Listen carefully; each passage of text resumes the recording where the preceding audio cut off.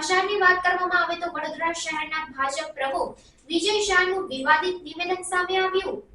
ભારત લોકશાહી દેશ છે, પણ વડોદરા શહેર ભાજપ પ્રમુખે લોકશાહીમાં ચૂંટાયેલા પ્રતિનિધિઓને કંઈક અલગ જ રીતે કામ કરવાની નીતિ અપનાવવાની સલાહ આપી।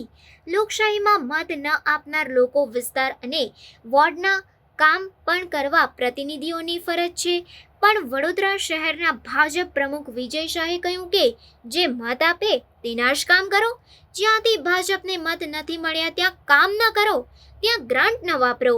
જી હા, વડોદરા ભાજપ પ્રમુખ વિજય શાહે સરમુખ હત્યારની પ્રકારનું નિવેદન આપતા વિવાદ થયો છે। વડોદરા શહેરને ભાજપની સંપત્તિ સમજતા શહેર પ્રમુખ કદાચ એ ભૂલી ગયા છે કે તેઓ ચૂંટાયેલા પ્રતિનિધિઓને સરમુખ હત્યારની જેમ વર્તવાની સલાહ આપી રહ્યા છે। તેવામાં ભાજપ પ્રમુખ વિજય શાહ શું માત્ર વોટને લોકશાહીનું એક માત્ર માનક માનીને લોકોને ધમકાવી રહ્યા છે?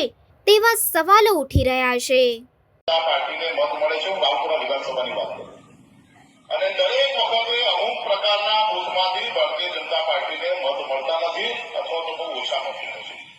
700 લોકોનું વોટિંગ હોય, 800 લોકોનું વોટિંગ હોય, 1000 લોકોનું વોટિંગ હોય અને એમાં પણ સિંગલ ડિજિટમાં, ડબલ ડિજિટમાં જ્યારે ભારતીય જનતા પાર્ટીને મત મળે છે ત્યારે પાર્ટીના મુખ્ય આગેવાનો જે મંચ પર બેઠા છે અને સામે બેઠેલા ચૂંટાયેલા પ્રતિનિધિઓ એમણે પણ એવું વિચારવું જોઈએ કે કયા વિસ્તારમાં કામ કરવાની અગ્રિમતા તમારે આપવી જોઈએ।